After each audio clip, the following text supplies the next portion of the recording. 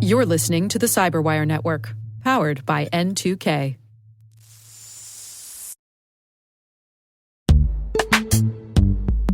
This episode is brought to you by Palo Alto Networks, the leader in cybersecurity. As AI-driven attacks increase, organizations can't afford to have network security that's stuck in the past. Discover how Palo Alto Networks can help you predict what's coming and proactively secure against it with a zero-trust, AI-powered network security platform built to secure whatever, whenever, wherever. To learn more, visit paloaltonetworks.com/network security platform.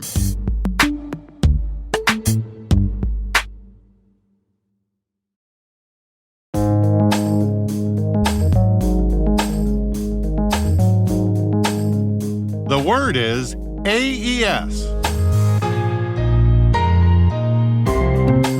Spelled A for advanced, E for encryption, and S for standard.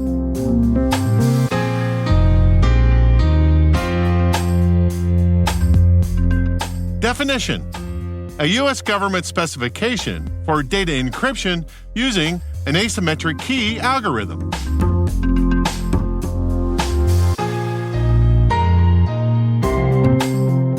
Example sentence: AES was developed by the National Institute of Standards and Technology, or NIST, in 2001 and established a standard by the U.S. federal government in 2002.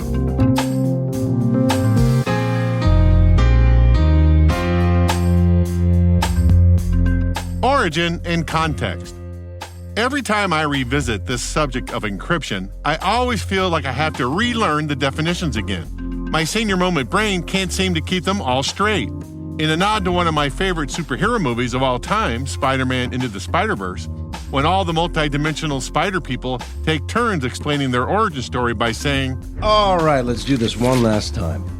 Let's do this one last time for cryptography, the art and science of code making. Encryption converts plain text into an unrecognizable form using the codes that cryptographers make. Signing uses trapdoor or mathematical one-way functions from cryptography for non-repudiation. In other words, signed messages or file authors can't deny that they signed it, and it's mathematically impossible for a third party to forge a signature. Keys, a string of characters used within a cryptographic function to transform plain text into ciphertext or back. Like a physical key, it locks data so that only someone with the right key can unlock it. Cryptanalysis, the reverse of cryptography.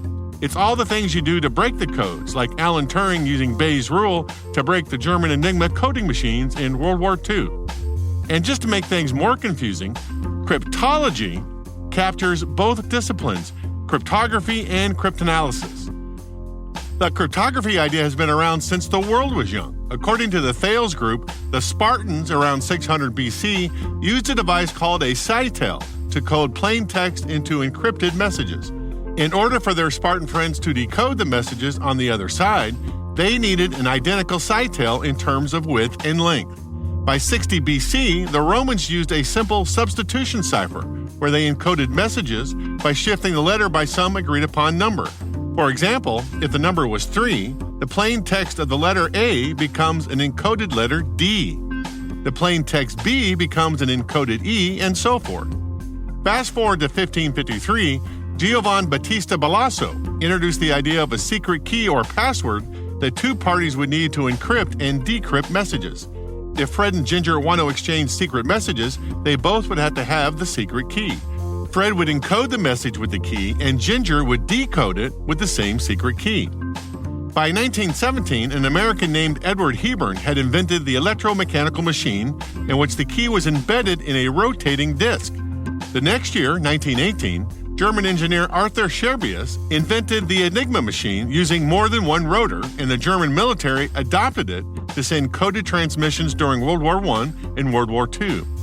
By the 1970s, IBM invented a block cipher. Instead of using multiple letters as the Enigma rotors did, the key is an entire block of text. The U.S. government adopted this model, the IBM Data Encryption Standard, or DES, in 1973, and used it until it was broken in 1997. In 1976, Whitfield Diffie and Martin Hellman created the Diffie-Hellman key exchange, making it possible to send encrypted messages without having to share a secret key beforehand. This was huge. It's called asymmetric encryption, and it's the main idea behind all modern-day web transactions. There is a public key that anybody in the world can use to encrypt a message to Ginger, but Ginger is the only one that has the secret key that can decrypt any messages sent to her with the public key. The two keys, public and secret, are mathematically linked, but it's computationally impossible to use the public key to read the encrypted message. The next year, 1977, the team of Ron Rivest, Adi Shamir, and Leonard Alderman, RSA, created the first working algorithm of the Diffie-Hellman key exchange. By 2000, the Advanced Encryption Standard, or AES, replaced DES as the standard by being faster and having the ability to use much longer keys.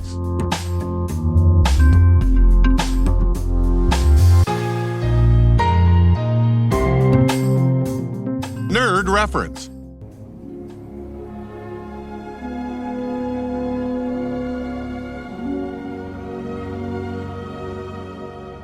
You're listening to the classic Clair de Lune, that's French for Moonlight, written by French composer Claude Debussy and published in 1905, and it just happens to be some of the background music used in a fantastic little first-person computer game called Cypher, that's Cypher, where you walk through a museum of cryptology and solve the multiple puzzles provided in various forms of cryptanalysis, steganography, transposition, monoalphabetic substitution, polyalphabetic substitution, mechanized cryptography, and digital cryptography.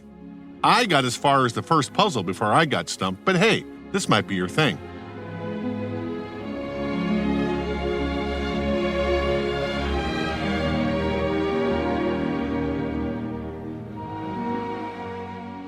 Word Notes is written by Tim Nodar, executive produced by Peter Kilpie, and edited by John Petrick and me, Rick Howard. The mix, sound design, and original music have all been crafted by the ridiculously talented Elliot Peltzman. Thanks for listening.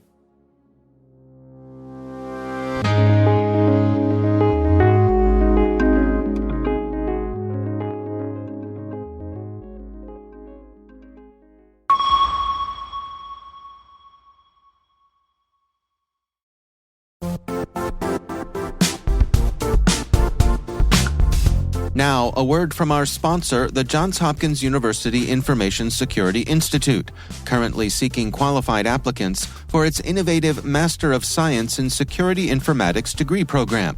Study alongside world-class interdisciplinary experts and gain unparalleled educational, research, and professional experience in information security and assurance.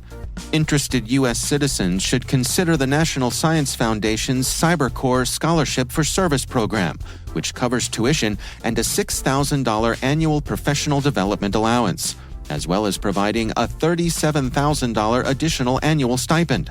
Apply for the scholarship and the fall semester by March 1st. Learn more at cs.jhu.edu/MSSI.